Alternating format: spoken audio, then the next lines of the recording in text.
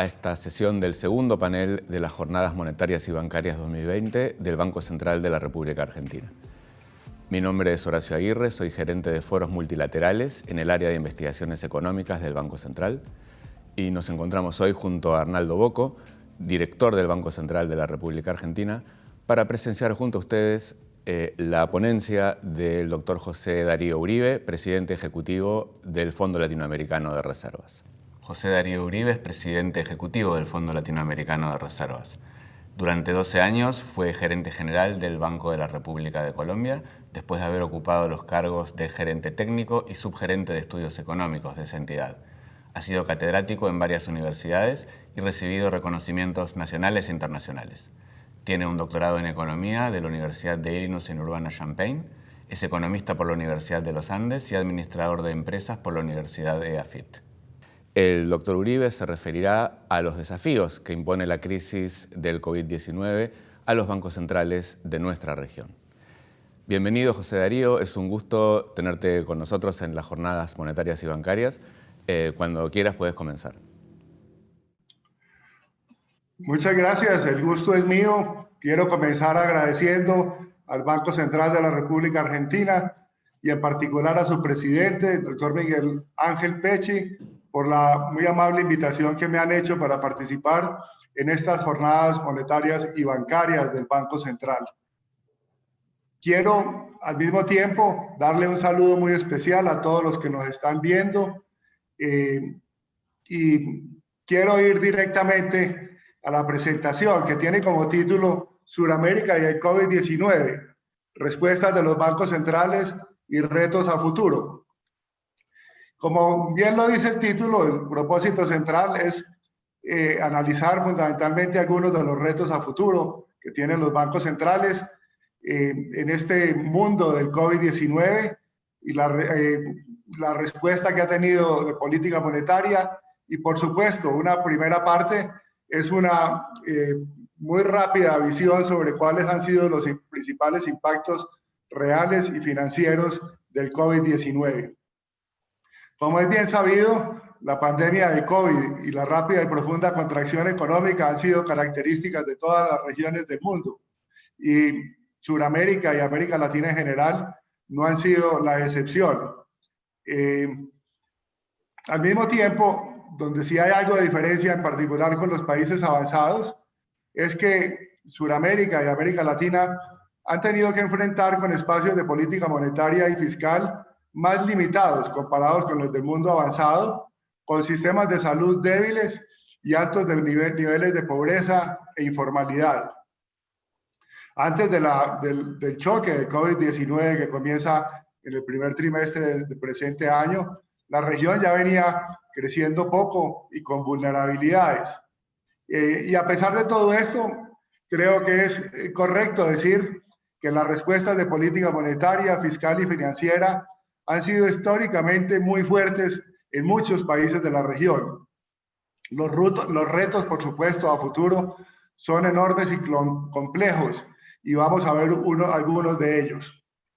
Para iniciar, quisiera mostrarle unos gráficos sobre el impacto real y financiero que ha tenido el COVID-19 en nuestra región. Aquí en estas gráficas vemos la fuerte y rápida contracción de la producción y el empleo. En la gráfica de la izquierda hay un indicador mensual de actividad económica y se ve cómo a partir del mes de marzo hubo un desplome muy rápido. Algo que no se había visto, al menos no se conocen en las estadísticas, algo de esa magnitud y con esa velocidad, que señala de que el origen inicial de todo esto era un choque de oferta. Cuando vienen con choques de demanda, usualmente las caídas del producto son más suaves, más moderadas. Aquí es algo contundente y afecta a casi la totalidad de los países de la región. Aquí dentro de los que tenemos se ve que el menos afectado es Uruguay, pero el resto de países han tenido efectos contractivos de su actividad económica muy fuerte. Y como consecuencia de eso también aumentos muy fuertes en las tasas de desempleo. Países, por ejemplo, como Colombia, que históricamente mantiene tasas de desempleo altas, pues ahora las tiene bastante más altas y así en general todos los países han tenido aumentos significativos de la tasa de desempleo, con excepción tal vez de Paraguay y de alguna manera también Uruguay. ¿Asociados a qué? ¿De dónde vino esto? Al encerramiento por la emergencia sanitaria y a la caída en los precios de algunas materias primas exportadas. En el gráfico de la izquierda está un indicador que se ha vuelto muy usual en todos los análisis sobre el impacto del COVID-19, que es el índice de movilidad global de Google, en el que muestra que la región tuvo la contracción más fuerte en ese índice, o sea, las restricciones de movilidad fueron, desde el punto de vista de la región, las más fuertes comparadas con, por ejemplo, Norteamérica, con Europa y Asia. Y al mismo tiempo, la región sintió los efectos de caídas en los precios de las materias primas, de los precios de sus principales productos de exportación. Esto es particularmente válido en el caso del petróleo, que tuvo una desplomada significativa, enorme durante los meses de marzo y abril. Posteriormente, ahí se puede ver algo de recuperaciones y otros productos básicos importantes para la región, pues cayeron menos que el petróleo, pero también cayeron, como pueden ver ahí, por ejemplo, en el caso del cobre. Además de eso, dada la crisis, esto que es una crisis mundial, ha habido más contracción de la demanda externa y el cierre del turismo. En relación con el choque financiero, entre febrero y abril se observó una fuerte salida de inversión extranjera de portafolio. Aquí vemos en este gráfico los flujos netos de cartera de los residentes que cayeron muy fuerte en el mes de marzo, comenzaron a caer en el mes, comenzaron a caer en el mes de febrero, cayeron muy fuerte en el mes de marzo y cayeron también en los meses de abril. Posteriormente muestran algo de recuperación. Esto vino acompañado, como era de esperar, de aumentos significativos en los spreads soberanos y en la devaluación de las monedas. Vemos el ENVI para toda la región, excluyendo Venezuela, el promedio simple brinca de manera súbita en el mes de marzo de niveles cercanos a los 600 y llega a superar los niveles de 1.400, casi 1.500 en el mes de abril. Y de fuerte volatilidad e liquidez en mercados financieros, que en parte también estuvo asociado o vino en conjunto con la devaluación de las monedas que se observan en la parte, en el gráfico del lado derecho que estamos viendo al lado derecho. Ahí en algunas de las monedas las devaluaciones fueron significativas, de más del 30% o de más del 20% en algunos países. Existió en el mundo entero una fuerte volatilidad y liquidez en los mercados financieros que obligaron en algunas partes a rápidas e innovativas respuestas de política para enfrentar riesgos de un eventual problema sistémico. O sea que en este segundo trimestre del año 2020 vimos el impacto de estos choques que desploma muy rápidamente el producto, el empleo y que genera una enorme volatilidad y presión en los mercados financieros. ¿Cuáles fueron las respuestas de los bancos centrales en América Latina? La pandemia, el colapso de la actividad económica y la volatilidad y la iliquidez en los mercados financieros exigieron una rápida respuesta tanto de los gobiernos como de los bancos centrales. Y esa capacidad de respuesta varía de país a país, dependiendo de las características de la economía, de la magnitud con que han recibido el choque, la misma naturaleza del choque del COVID-19 y de los marcos de política monetaria. Las acciones que tomaron los bancos centrales las podríamos poner en varias categorías, pero una forma de resumirlas fueron acciones fundamentalmente para tres propósitos. Primero, contribuir a aliviar las condiciones económicas de los hogares y las empresas. Ahí, por supuesto, tuvo una participación muy fuerte los gobiernos con la política fiscal, pero de alguna manera también indirecta o incluso directo en algunos casos, también los bancos centrales. Mantener el buen funcionamiento de los sistemas de pagos y apoyar los flujos de crédito, algo fundamental para que el colapso no fuera aún mayor, y la estabilización de los mercados financieros y restaurar la confianza. Probablemente ya se nos ha olvidado, pero el susto realmente en el mundo entero, incluyendo también en nuestros países, en los meses de marzo de abril, fue enorme. Aquí hay un cuadro que no quiero entrar en detalles, no es el propósito de entrar con muchos detalles, pero que resume las principales medidas de política monetaria y financiera de los bancos centrales de la región. Las X son en los países en que se han utilizado los instrumentos. Unos primeros son instrumentos de política monetaria convencional, intervenciones en el mercado de bonos, donde ahí hay partes no tradicionales, partes no convencionales y facilidades de préstamos. Ahí resalta una medida que es el encaje. Todos los países que están ahí en el cuadro utilizaron el encaje, tomaron acciones de encaje, de reducir encajes. La tasa de interés de política, dependiendo también de los marcos de política, en casi todos tuvieron una reducción significativa que la llevaron a niveles nominales muy cercanas a cero e incluso en algunos países tenemos hoy tasas de interés reales negativas. Caso de Bolivia y Uruguay, por sus marcos de política, no aparecen. Las operaciones repos, aquí se ampliaron plazos y se ampliaron los títulos admisibles y identidades para hacer operaciones repos en algunos países. Y también una serie de medidas de crédito que están ahí descritas. Desde el punto de vista de la intervención en el mercado cambiario, hubo intervenciones en el mercado spot, países como Paraguay, Perú y Uruguay, y swap de divisas y en general derivados en países como Brasil, Chile y Colombia.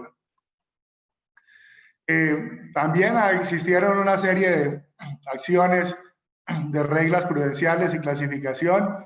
En algunos países la superintendencia financiera está en los bancos centrales, como en el caso de Argentina, pero en otros países, como en el caso de mi país, en Colombia, están por fuera, y ahí de alguna manera hubo también coordinación para relajamiento temporal de necesidades de provisiones bancarias.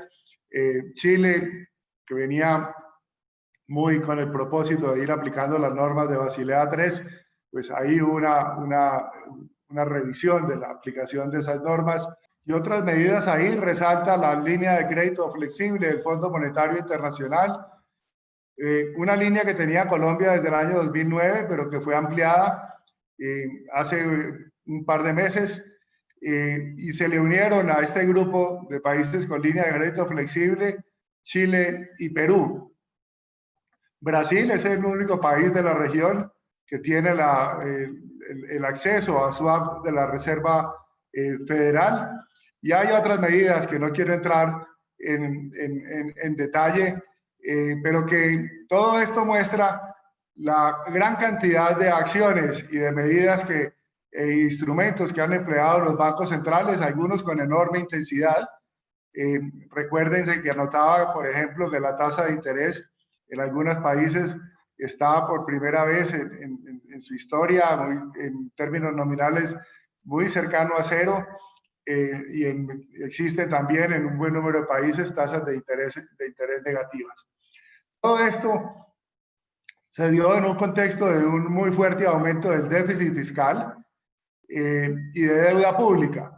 El aumento del déficit fiscal proviene, por un lado, del aumento en el gasto para combatir el impacto del COVID-19 sobre las personas y sobre las empresas, pero también en parte una contracción de los ingresos tributarios por la contracción económica. Y ahí vemos aumentos significativos en déficit, por ejemplo, en el caso de Brasil, del 6% al 16%, pero en general en muchos países, en todos los países hay un incremento importante en el déficit fiscal, que ha llevado los niveles de deuda pública a niveles muy altos en algunos países. Argentina y Brasil no están, Brasil ya, de acuerdo a las estimaciones que hace el Fondo Monetario Internacional, podría terminar el año por encima del 100% del PIB. Argentina no muy lejos de eso. Después hay como otro nivel cercano al 70% de países como Bolivia, Colombia y Uruguay. Y hay 3 países con niveles bajos, con mucho más margen, digamos, de acción para aumentar esos niveles, que son los casos de Chile, de Paraguay y Perú. La inflación, y esto es muy importante, lo anterior también es crucial en lo que viene posteriormente en los retos, porque buena parte de los retos a mediano plazo tendrá que ver con todo este tema del alto nivel de deuda pública, la sostenibilidad de la deuda pública y las implicaciones que eso trae. Pero decía que la inflación también cayó en algunos países, en muchos.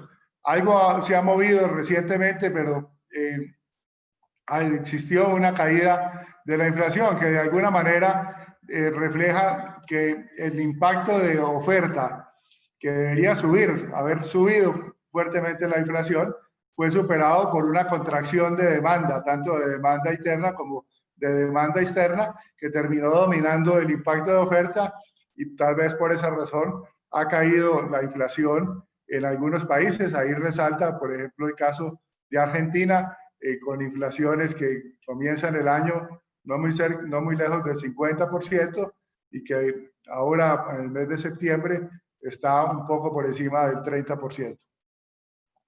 Pasamos entonces a la parte final de esto, que son los retos a futuro. Escogí 3. Cada reto de eso tiene subretos, pero escogí 3 que considero fundamentales, y hay otros también muy importantes que se quedarán por fuera. Recordemos que con las acciones de la política monetaria, en particular de la Reserva Federal, pero también algo con las respuestas de los bancos centrales de la región, hay tranquilidad en los mercados financieros a partir de mayo. Y los retos, los retos están ahí, y son muy fuertes y complejos. Yo los clasificaría que están relacionados con 3 tipos de cosas. Uno, con la magnitud y naturaleza de los choques e intensidad de la respuesta de política, en este caso tanto de la política monetaria, la fiscal y la financiera. Alta incertidumbre sobre la duración de los choques y sus efectos sectoriales, y sobre las estimaciones de variables claves para definir la postura de política monetaria.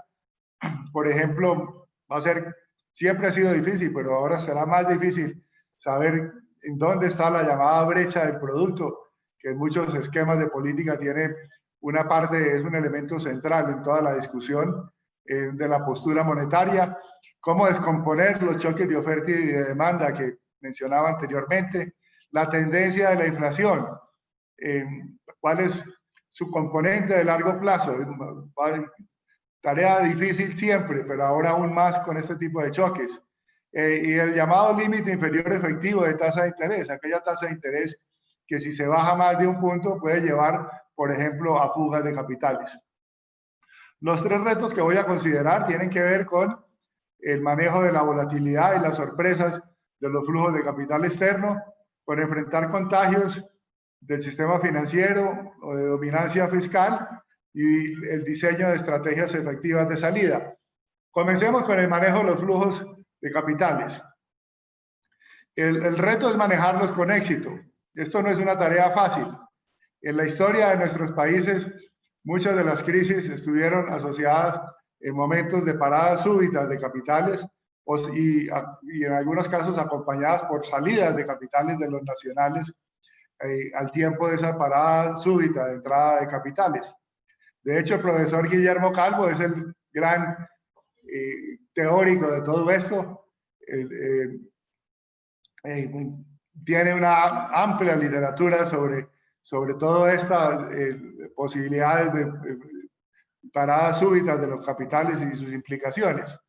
En la actualidad hay enormes riesgos de volatilidad fuerte en los flujos de capitales. Es un hecho que las tasas de interés en el mundo avanzado están bajas, que probablemente la inflación se mantendrá baja, y también se habla de que el crecimiento económico en el mundo avanzado esté bajo. O sea que podríamos pensar de que podemos ir a periodos de tasas de interés bajas en el mundo avanzado, tasas de interés externa bajas y de gran afluencia de liquidez, que eso tiende a llevar a que empuje capitales hacia nuestros países. En general, de las economías emergentes. Sin embargo, no podemos descartar que haya momentos de convulsiones, por ejemplo, en los mercados de los Estados Unidos, al estilo de lo que pasó en el mes de marzo del presente año, y no sabemos exactamente cuál va a ser la capacidad de respuesta o la intención de respuesta que tenga la Reserva Federal, y puede también pasar en otros países avanzados, a pesar de esa situación que decía, caracterizada por inflación baja, tasas de interés bajas y crecimiento bajo, podrían darse volatilidades grandes en algún momento. Y algo donde muy probablemente sí viene acompañado de volatilidad es cuando se da cambios en la postura de política monetaria de los Estados Unidos. Son fuentes de enorme volatilidad. Así muchas veces se prevea que se va a dar, cuando efectivamente se da, pues o se hace el anuncio, pues comienza a tener enorme impacto. Eso lo vimos, por ejemplo, en el año 2013, en el taper llamado taper tantrum, y en muchos otros episodios de la historia. A pesar de ese ambiente que puede ser favorable en términos de los flujos de capital que mencionaba antes, hay que tener en cuenta que esos también dependen del sentimiento de los inversionistas. Y ese sentimiento de los inversionistas puede deteriorarse porque vean que la recuperación de los países está siendo más lenta de lo que se esperaba. Pueden venir y muy probablemente vendrán rebajas en la calificación de riesgo de los países. Esto puede afectar de manera significativa o mayor. No sabemos si de manera significativa, pero tal vez sí podemos decir mayor, de aquellos países que pierdan su grado de inversión, que estén ahí en ese límite y pasen, salgan del grado de inversión a no grado de inversión, tensiones políticas o geopolíticas y temores de insostenibilidad, por ejemplo, de la deuda pública. Todo eso puede cambiar el sentimiento de los inversionistas, que hagan que los capitales salgan de nuestros países o no entren en la cantidad apropiada a nuestros países. Deterioran los fundamentales de nuestras economías también. Eso, por ejemplo, es parte de lo que tiene que ver con la calificación de riesgo y con otro tipo de temas. Insostenibilidad, fundamentales, digamos, que puedan de alguna manera dar temores sobre insostenibilidad en el lado fiscal y en las cuentas externas. Por ahora hemos visto una reducción en los déficits en cuenta corriente de los países, pero no sabemos qué va a pasar cuando se normalice más y venga un mayor gasto, mayor demanda, puede llevar a ampliaciones nuevamente de los déficits fiscales.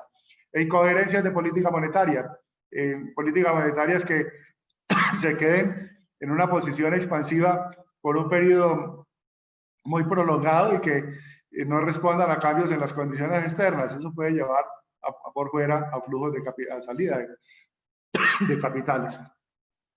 ¿Cuál es el manejo apropiado de esto? La postura adecuada de política monetaria. Ojo, cuando vaya a cambiar, si la Fed comienza a normalizar antes que nosotros, que el mundo emergente. Y ojo también con la tasa mínima efectiva de tasa de interés. Esa tasa mínima efectiva, si la tasa de interés observada está por debajo, puede llevar a fugas de capitales. Se le facilita sin duda a los países que tienen mayor flexibilidad cambiaria. Y eso, la mayor flexibilidad tiene que ver con aspectos, digamos, de alguna manera históricos y de los niveles de descalce de las monedas, de coberturas, de desarrollo de mercado de coberturas, dolarización, etc. La capacidad de intervención de los mercados cambiarios, niveles de reservas internacionales, por ejemplo, y el acceso a financiamiento externo. Ahí todo el acceso al Fondo Monetario, al Banco Mundial, al BID, a la CAF y al Fondo Latinoamericano de Reservas, que infortunadamente solamente tiene 8 países miembros de la región. La región estaría en mejor capacidad si tuviéramos un fondo latinoamericano de reservas de alcance regional, donde participaran los países de mayor dimensión en el país. Y medidas macroprudenciales de controles de capitales que en algunos casos, en algunos países logran ser efectivos, en otros no tanto. El segundo reto es enfrentar con éxito dominancia fiscal o financiera. La dominancia fiscal ocurre cuando se agota el espacio de política fiscal y se le comienza a poner al Banco Central un mayor peso para que reemplace la incapacidad de margen de acción por el lado fiscal. Eso puede llevar a expansiones monetarias que se conviertan, en la medida que sean fuertes y duraderas, se conviertan y atenten contra la estabilidad de precios. Entonces, una deuda pública insostenible puede llevar a una pérdida de independencia y de credibilidad del Banco Central, que se refleje en primas de riesgo y en volatilidad de flujos de capital. ¿Ahí qué pueden hacer los bancos centrales? Pueden, por ejemplo, en casos de sostenibilidad o de presiones por el lado del tamaño de la deuda pública, participación en estructuración de deuda, búsqueda de fuentes de financiación externa, por supuesto tienen la capacidad, digamos, y el liderazgo, la capacidad de tener el liderazgo, por ejemplo, en negociaciones con el Fondo Monetario, y apoyo a reformas estructurales. Este es fundamental porque vimos cómo ha aumentado la deuda pública como proporción del PIB.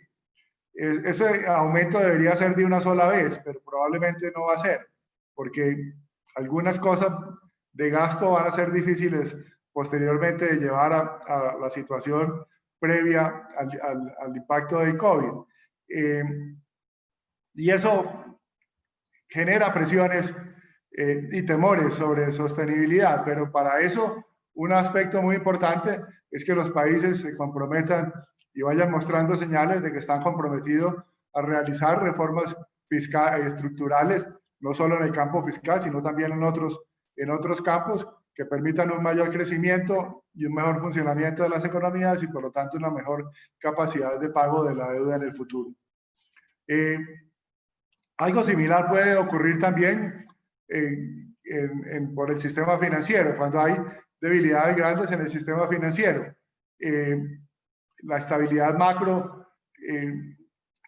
puede estar amenazada y ahí los bancos centrales pueden contribuir, tienen el reto de contribuir a esa estabilidad macro en situaciones de vulnerabilidad en los sistemas financieros.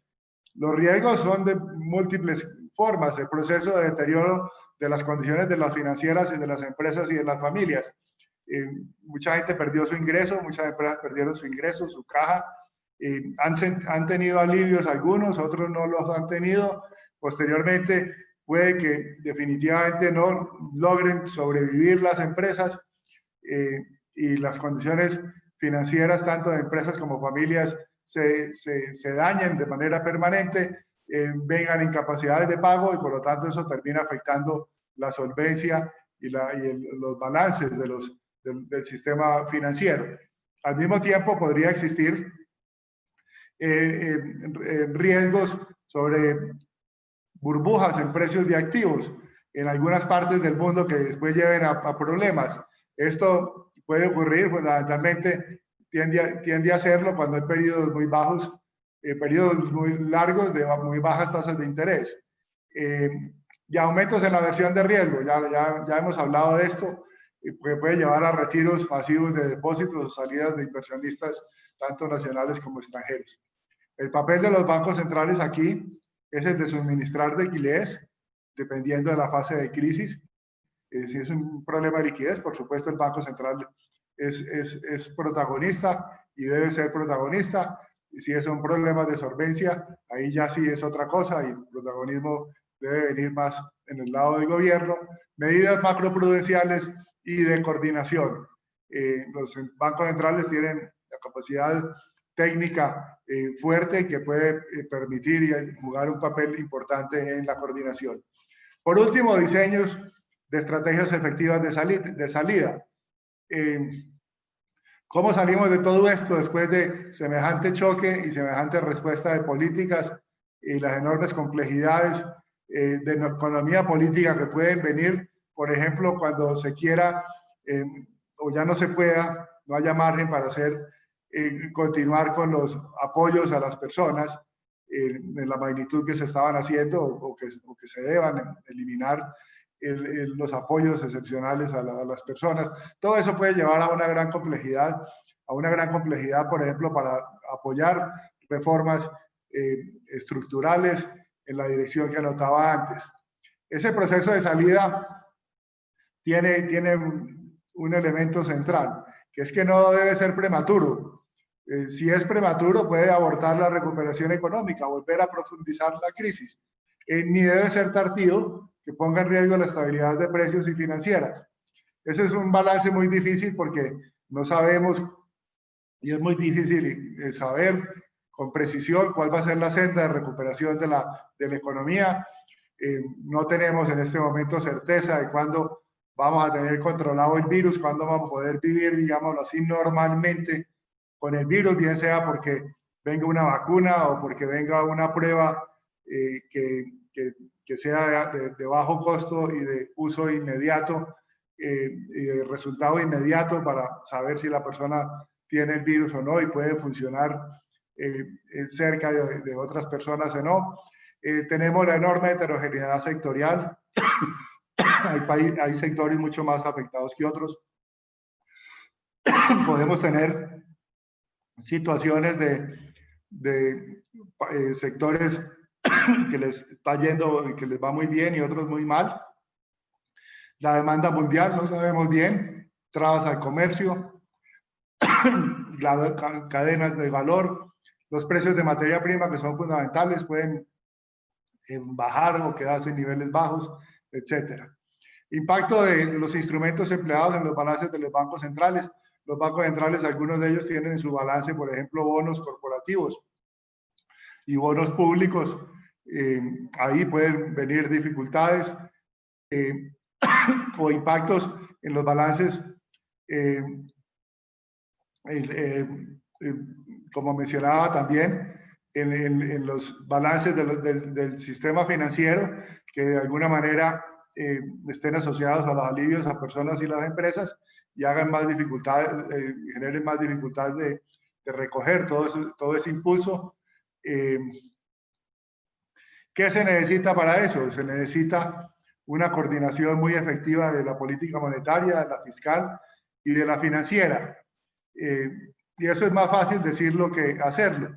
Las estrategias de las salidas, y con esto termino, pues deben ser, como vemos acá, oportunas, graduales, dado el alto nivel de incertidumbre, deben ser técnicamente analizadas. Aquí tiene enorme protagonismo los equipos técnicos de los bancos centrales y deben ser bien coordinadas y comunicadas.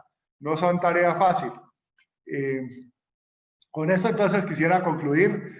Son 3 tipos de retos, hay muchos más. Podríamos quedarnos pensando en más, pero los quise organizar de esta manera. Muchas gracias. Muchas gracias, José Darío, por la tan interesante y detallada presentación. Quisiéramos dialogar ahora brevemente sobre alguno de los aspectos que has mencionado. Arnaldo. Bueno, es muy interesante la presentación y realmente muy completa.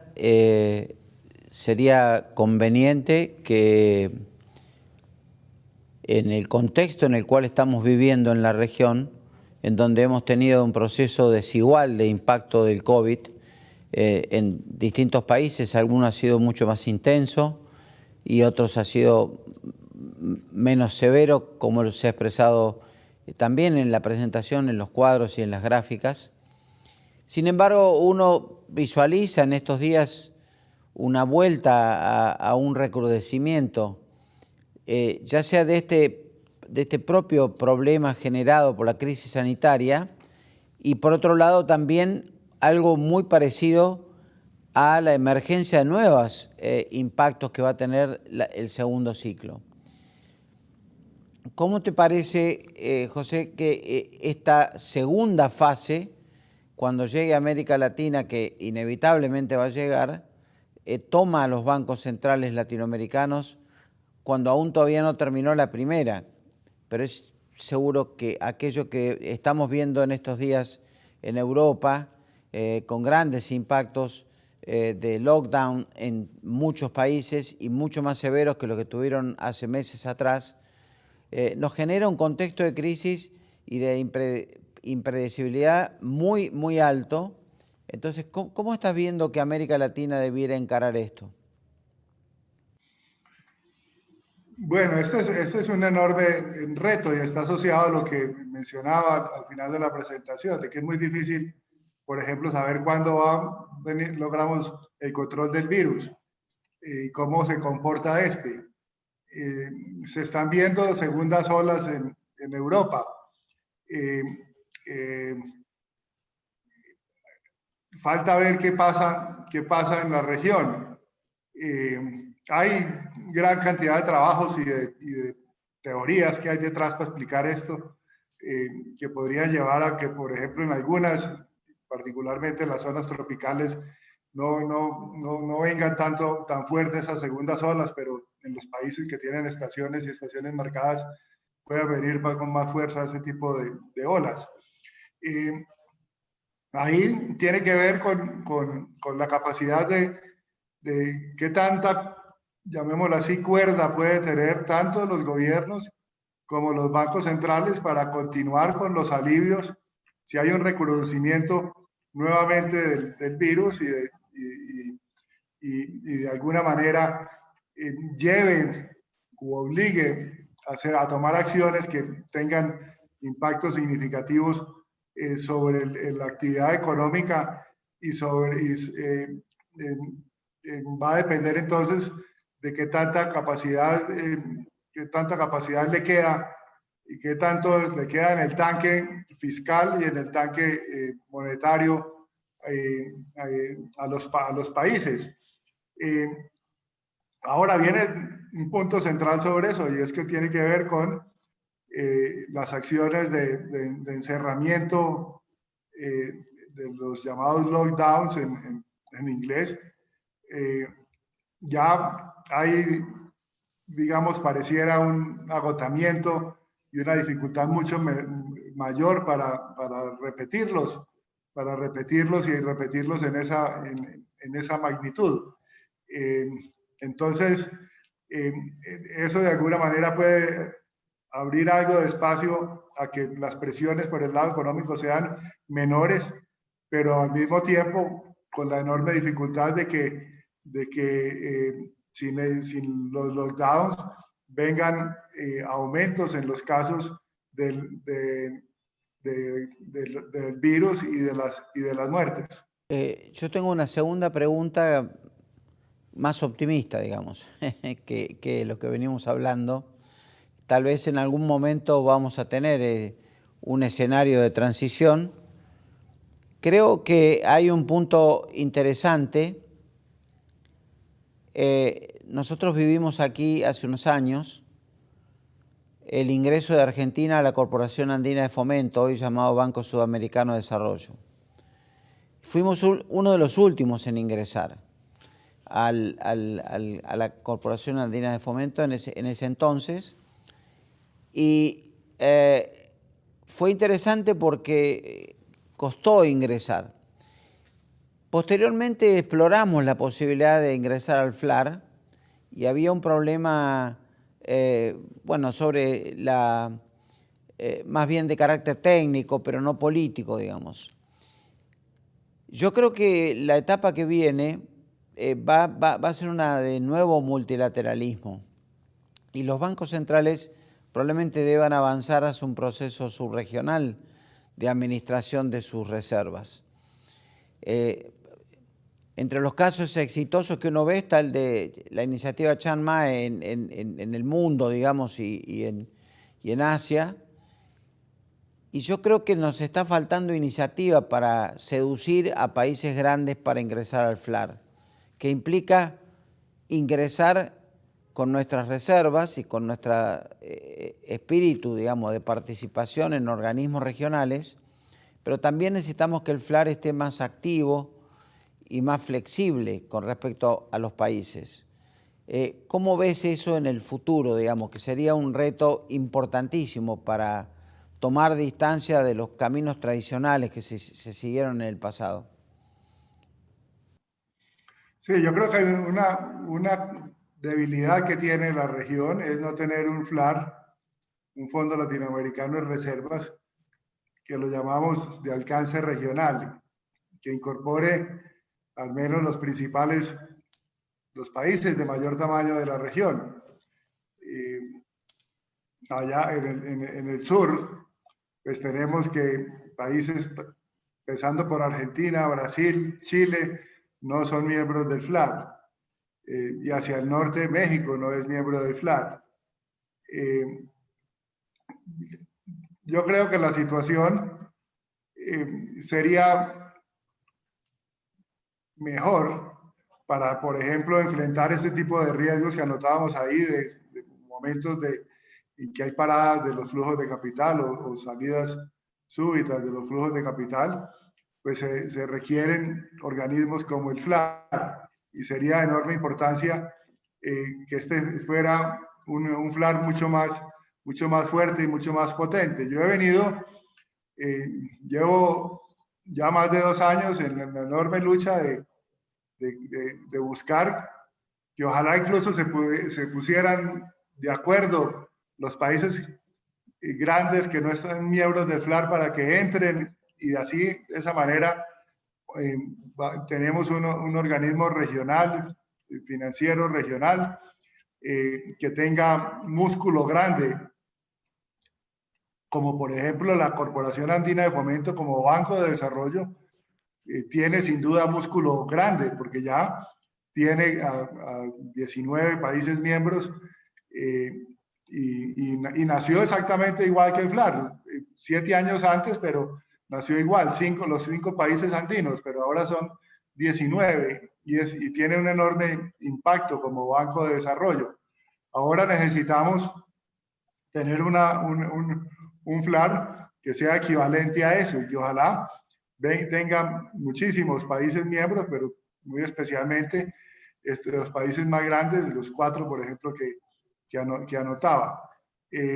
Estamos totalmente de acuerdo entonces de que aquí estamos perdiendo una oportunidad, y estamos viendo que en situaciones difíciles como las que estamos viviendo, pues sería bueno que hubiéramos tenido un FLAC de mayor alcance regional, con mucho mayor fuerza de capital, mucho mayor fuerza de capacidad para prestar a los países y ayudar a los países para problemas de balanza de pagos. Bien, gracias. En relación con la pregunta que hacía recién Arnaldo, la crisis volvió a poner de manifiesto que las políticas nacionales pueden no ser suficientes y que la coordinación de políticas monetarias y fiscales es fundamental, especialmente para la provisión de liquidez global. ¿Qué rol crees que puede jugar el FLAC frente a esta situación en concreto en Latinoamérica, y qué relación tiene con otros arreglos financieros regionales y con las instituciones financieras internacionales? Sí, en el FLAC trabajamos muy de cerca con el Mecanismo Europeo de Estabilidad Monetaria, el ESM, y también muy de cerca con AMRO, que es la parte que hace el oversight de los países de la iniciativa Chiang-Mai. Trabajamos en común, muchas cosas, nos reunimos permanentemente, hacemos reuniones de los organismos financieros regionales con el Fondo Monetario Internacional para buscar mayor cooperación y mayor colaboración entre los organismos financieros regionales como el FLAC, como el ESM, como AMRO y la iniciativa Chiang-Mai con el Fondo Monetario Internacional. Sobre el tema de la coordinación de políticas, pues ya individual, al interior de los países, pues tratamos de hacer permanentemente, y lo estamos haciendo permanentemente, hacemos eventos académicos que de alguna manera van en esa dirección, de ir analizando ese tipo de aspectos, para analizar, por ejemplo, algunas cosas sobre las vulnerabilidades financieras. Recientemente, hace unas semanas, tuvimos un webinar muy interesante con Carmen Reinhardt, quien es la economista jefe del Banco Mundial y vicepresidenta, y con Liliana Rojas para analizar, y así lo estamos haciendo con eventos de tipo académico, y llamando mucho la atención sobre la importancia de la coordinación. La coordinación entre política monetaria y fiscal ahora es crucial, y tener en cuenta también el hecho de que en la medida que haya debilidades en el campo fiscal, los bancos centrales van a tener más problemas, cada vez más problemas para cumplir con sus objetivos. Muchas gracias, José Darío. Es un gusto haber contado con tu participación. En nombre mío y de Arnaldo Bocco te agradecemos por haber estado en estas jornadas monetarias y bancarias 2020. Gracias. Bueno, de nuevo, muchas gracias por la invitación. Realmente ha sido un placer estar con ustedes acá discutiendo estos temas tan complejos que estamos viviendo en todo el mundo. La región nuestra no es la excepción, pero este tipo de eventos y de análisis sirven para irnos preparando a seguir en la lucha que nos permita dejar atrás los efectos de la epidemia del COVID y podamos nuevamente tener nuestras economías creciendo con prosperidad, generando empleo, reduciendo la pobreza y contribuyendo de alguna manera a tener una sociedad más equitativa. Muchas gracias.